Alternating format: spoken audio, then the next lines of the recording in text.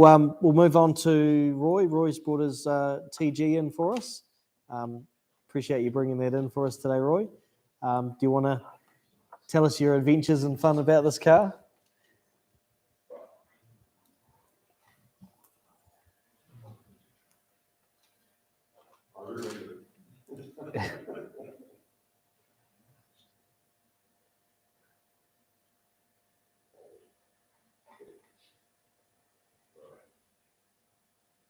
Well, it's a car that I didn't want to buy, and I got persuaded because of the price. I've been involved in an accident in Auckland many years ago, and I was, they go, I think, just trying to think, I had my Uber car, and I'd started on the Heron. I was looking very sideways at that, and this fell out of the woodwork. It had been damaged, and it was pretty bloody rough. Still is, but I took it home. It cost me $300, so I thought, well, that wasn't a bad buy. But there's a few bits and pieces that when these were built, trying to get the information, and of course Alex McDonald in Upper Hutt is the designer and builder of them, and this came with steel wheels instead of the mag wheels. And I spoke to Alex. Oh, hang on, rummaged around in his workshop up there, and comes out with a set of mag wheels. He says, "They're yours." And Alex himself, what he's done, I don't think I've ever seen anybody make up stuff like this with fiberglass. That's a fiberglass lid. I've got a soft top for it as well. But it's actually, he's put the vinyl into the mold and used that. So you've actually got the seams and the stitching. I've had people come along and say, oh, yeah, you got to sort of, hang on. And no, you can't hit it. But it's one of those ones that there was a few technical bits and pieces on them. I made a bad error. Of course, we all know that if you're going to act as a young hoon, you need decent shock absorbers on the thing. So I put heavier duty shocks in it.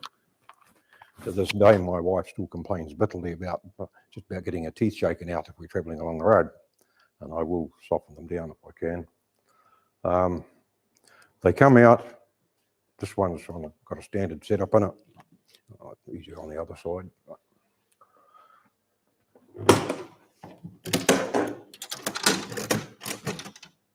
Most of them came with the motor that's in this one. It's a Celica, so it goes pretty quick. We won't talk too much about the handling. It's reasonable. It's reasonable. I can vouch for the fact that it'll hang on to a Holden Commodore, a pretty late model Commodore. Harassed me basically from down here on the Esplanade. He was sitting half a car length off me, coming home from the meeting last month. So I was watching him in the mirror. So I dropped at 2 cogs when I came through the tunnel. He was still behind me when we got to the top of the hill. And then I backed off and let him go. But he got up alongside me at one stage, about halfway. So it didn't go too bad. But it's never been sorted out properly. Carburetors that are on it are probably, they would be 30% oversized for the maximum for that motor. So you can go to pull away, and I hadn't been using it for a while and dug it out. I'd forgotten about those characteristics. And you go to pull out from the side of an intersection. Yeah, that's all right. I can get out in front of there. And he goes, "Puh, puh," and spits back and decides it's not going to go. So you end up in the middle of the road and hope the guy's going to stop. But I've started to look at it to tube it down if I can on the throat sizes. I've come to a bit of a compromise on it and got it up and running again reasonable. That's been used quite a bit. One of the problems with them, for anybody, is the drive shaft had a small amount of movement in the universal joint. So I thought, oh yeah, I'll get round to it. So we went away up to Napier in it, and we got as far as, we'll say about 2/3 of the way to Napier. Next thing she started to vibrate. Bloody hell. And needless to say, for the rest of the trip, we didn't, I came and asked the guys a question here. I said, anybody know what's supposed to be in these things called universal joints? It sits on an angle, if that's straight, it sits on an angle about like that on the back of the motor, the diff. And the two flanges, the universal joints themselves, are touching. And so the tube piece is just a sleeve that's over the top. And it's out of line. So one of the things I did do after that little escapade, coming back up over the Rimutaka, was carefully following a truck and hoping like hell it wasn't going to let go. But it's been pretty good. Softer shock absorbers, that's on the list. And that makes a good run around vehicle. It doesn't handle very well for gymkhanas. But it was been a lot of fun. What I actually found, and I don't know whether the guy who put it together in the first place, but the motor, as I said, is out of line to the diff. And if you take the engine mount off this side and put it over the other side, and you take the one from that side and put over this side, it lines up. So Alex got it right. And the other thing is with them, I had a lot of trouble every now and again. The bloody thing didn't want to start and misfired and caused hassles. And the magic find was trying to find what the problem was. And this motor, the Celica's got the buried spark plugs down along the middle of them. And right over top of it's the hinge line for the bonnet. And they had rubber caps over the holes. I couldn't get the bloody thing to go, and it had been sitting there for a wee while. And I pulled the tube, the actual cap on the end of the lead, pulled it out and shook all the water out of it. Well, that could have been, I found the problem. That was. So we had a bit of fun and games. That's actually a piece of specialised conveyor belting. And that's wrapped over the hinge, which has now solved 90% of the problem. But as a vehicle to drive, I'm sure there won't be many wives will tolerate travelling in something like this for any extended period of time, but not if they've got any common sense. But it's been a lot of fun, and it hangs on reasonable on the corner, but as for gymkhanaing, where no, it doesn't want to transfer the power as well as I'd like it to. It's I found a problem.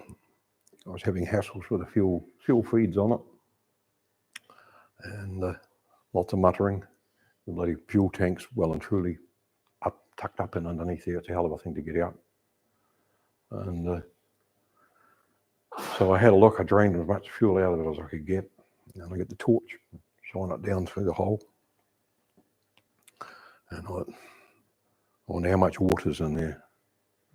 And so I thought got a hook, cloth on it, poked it down there to switch it up. The next thing, something comes into view. I thought, what the hell is that? Could just see it on the edge of the hole, and I'm trying to hook it out. So then I finished, I thought, no, I'll find out what's in there. So I took it out. It was a rubber glove. When the hell it got in there from, I wouldn't have a clue. It's been in there, I would say, since I've ever had it. So, I don't wear rubber gloves. And so somebody's dropped one in at some stage in its construction. And that's helped. It stopped the sudden fuel starvations. But all in all, it's been a bit of a fun vehicle, and it's quite a good car to run around in. And it taught me a lot of things about being pretty bloody thorough and making sure everything's lined up properly. But Alex's, the help he gave me, etc., and some of the bits and pieces and badges and that he gave me, he was a very big help.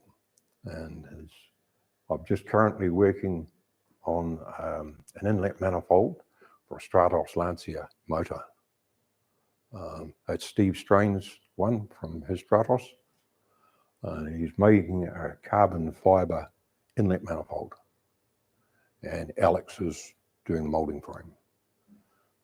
I've made up the parts for the plates and the bits and pieces for him. So it's a reciprocal deal. He also does my books for me. That helps. But no, it's been a lot of fun.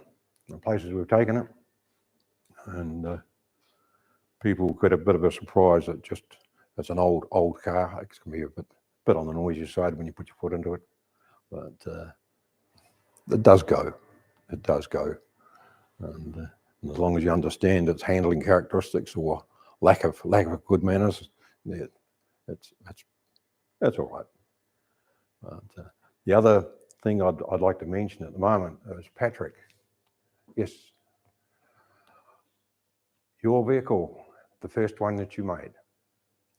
I don't know, it hasn't been mentioned in the Car Club magazines or anything for a long time. For those who aren't aware, my brother-in-law and myself were building a car called an Uber car. It came out of like a popular mechanics book. And we saw this and said to my brother-in-law, why don't we bloody build a car and have some fun? So we started on it. And anyway, they had a car show in the Hutt. And we wandered into there. And this guy came up to us and said, he said, you mentioned about an Uber car. Oh, I said, yeah. He said, is that out of one of the books? It's an American magazine. I said, yeah. And he said, me and my mate, who happened to be Patrick Harlow, we're building a car out of one book similar to that. And that was the first comment that started this car club. And we got together and we worked on it. I made a lot of bits and pieces for Patrick. And you got your one up and running, didn't you? It was on the road. What happened to it, Pat? Guys put it on the bus up. Yeah. And put on the Jeep car. I did. The time I was quite young and angry at the time. And the car eventually ended up in Awakuni. Yeah. And that's the last I heard of it. My own one. I've got some photos there. I tried to find a photo. I've got a photo album with the books in, but I couldn't find it tonight. And the Uber car was made out of RHS light gauge, with chassis rails, and made this up. Starts at the front and goes up, and this roof is only that long. The hole from the front and the windscreen, everything's all one plane. Gull wing doors that opened up on it. Brilliant for parking because you can park this close to somebody with the way the doors were hinged in the middle. So as it opens, they don't come out inside, they just go straight up. And they were made out of foam. You just got foam, urethane foam, I think. What did we use, Pat? Do you remember? It was a urethane foam, yeah. And then covered in fiberglass. They wouldn't allow it on the road these days, and with the type of construction. But that did a fair amount of fun. It started off with a what the hell did I have another? A Fiat Bambina motor. Well, I went down the road with it, and it was just a steel frame. I hadn't put all the foam and everything in the glass and that over it. Threw it in the corner of the garage, stayed there for a few years. And then I decided, pulled it out one day. I thought, I'll get hold of a small motor to put in there, a 4-cylinder, not a Bambino, but I put a 4-cylinder Honda motor in there. That didn't go too bad, but it was probably cost me more for oil than what it was for petrol. It was a very tired engine. So I hunted around and I came, one of the outfits that was very good to me, they said, what are you putting this in? I told them. He said, we've got a motor we can't sell. And what it turned out to be was a 4-valve Honda. It was a 1500. And it had a remote combustion chamber. So you had a spark plug in the head and it went into a chamber sort of about this sort of size.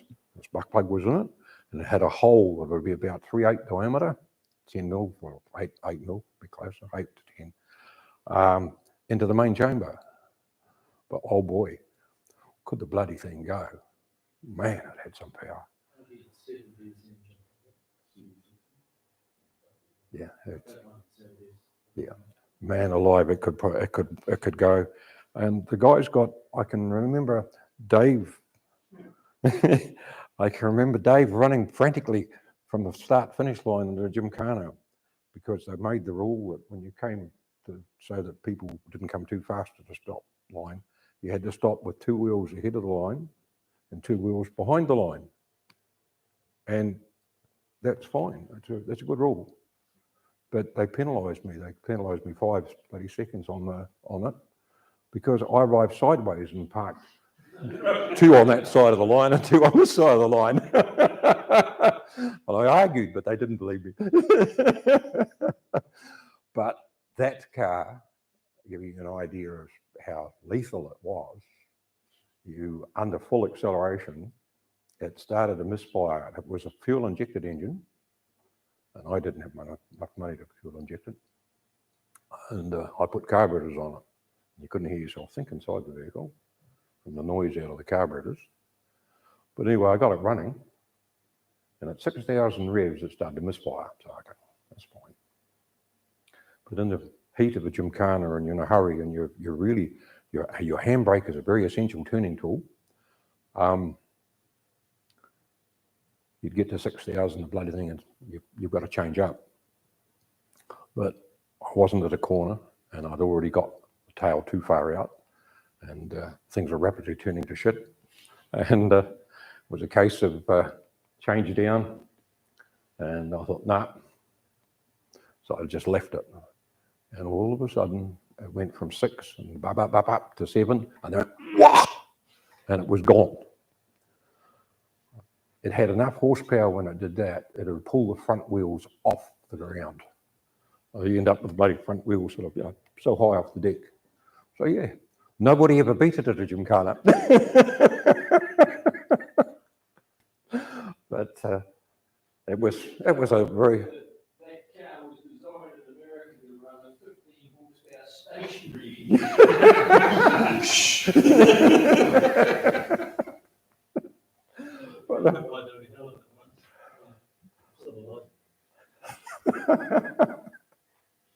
Yeah, it was a hell of a lot of fun to drive, but I did the sensible thing a few 3 or 4 years later, and I disassembled it and put it up the tip. No, but no, it's unfortunately, but this, yep, good car, made and designed well, and all thanks to Alex in particular. So, any questions that you guys want to ask? Have you ever corner weighted it? Just, I mean, because you're on about the dodgy, the dodgy handling. I mean, have you ever had it corner weighted? I mean, This one here, no. No. It might just be it's an adjustment that might need doing. As long as you're aware it can be twitchy, Yeah. it's not too bad. But it's not something I'd like to see my wife driving. Or got a fair amount of horsepower for what it is, and it's a run around. What's the front and rear end? The Suspension, rear suspension. Gemini. Gemini, I think. Okay, I yeah. think. But, no, it's stood up pretty bloody well. So you'll find if you want to go over it, you'll find the odd crack in the paintwork where it's been bumped and banged and buffed around a bit, and somewhere around the edges of the door. So I painted it with a spray, with an Electrolux spray gun in those days, and it was starting to get dark, so you're basically relying on the light shining out from the garage, painting it outside of the garage. But it stood up. How many kilometres has it done then? Be reasonable now. I think I zeroed the speedo with it.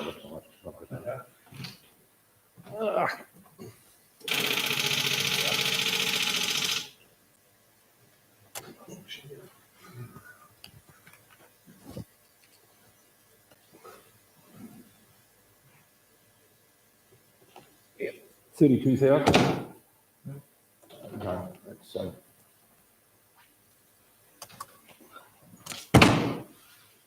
it's still on the original motor. I haven't pulled that one apart. Done a few bits and pieces on it. How many kilos, roughly? Sorry? How many kilos? Pounds? I don't. 100 weight. Maybe is it I wouldn't have a clue. I've never weighed it. 900 kgs is Alex. Well, that would be, you know exactly what I would. Yeah. Yep. So it's done up light, but the chassis and that on, the steel work that's on it, none of it's ever showed any signs of stress. So that means that he got it reasonably right. Totally different feel and everything to the Heron. Oh, yeah. The Heron is something different altogether. That's a story in itself. Yeah. So, Someone else was doing a second Heron. Did they get on the line?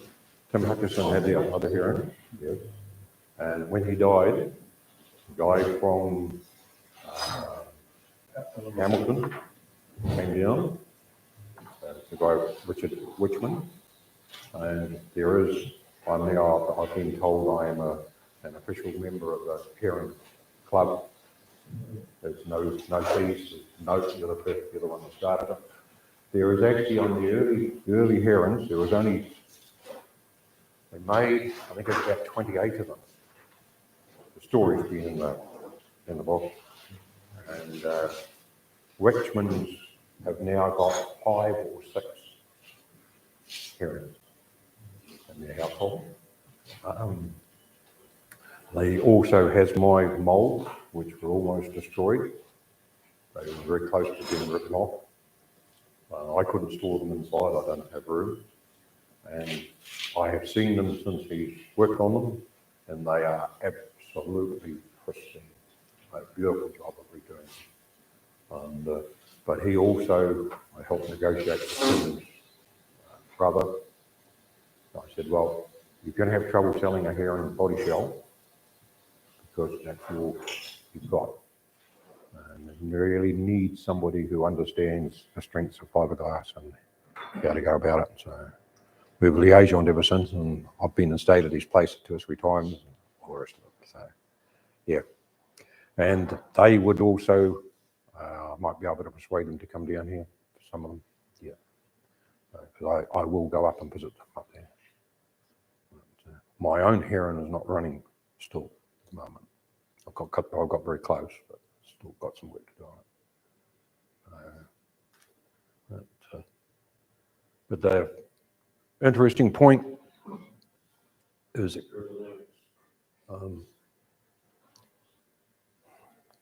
one of the things for of Heron, I put a wing across the back of it. It's quite a big wing. It should work, and it does in a big way.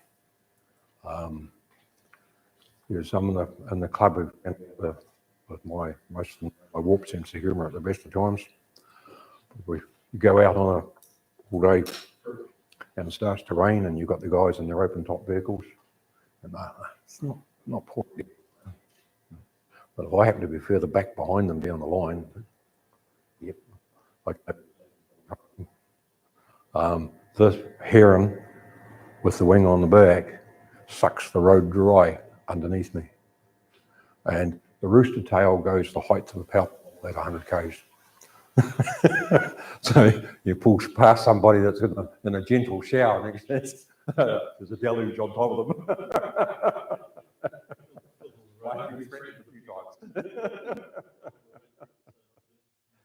But no, I didn't realise really how effective it was until I put the supercharger on board, and supercharger, where it is, the wing's basically directly on top of it. So when you're working on it, I took the wing off, and of course once I got it up and running, I thought, well, we'll take it down the road and back. I went down to my usual private road and checked it out, and I thought, shut, it's a bit slippery. Started to put my foot into it, its tail stepped. And I came back and I thought about it, I thought, hang on. Put the wing on the back and went quite a lot quicker, and no sign of it stepping out. The amount of down pressure on that wing is staggering. And that came from one of our club members who helped me get the design for the wing. And I've still got a section of it with the correct shape, which I've photographed and we're sending up to Alan Wichman so that they can do the same thing. So, but yeah, Car Club has been a hell of a lot of fun, and I can only say thank you for all those that have helped me and put up with me taking the piss out of people, and etc. So, and our long-standing battle between Dave and myself was over the years. I had a lot of fun. So thank you. All right. Awesome. Thanks, Roy.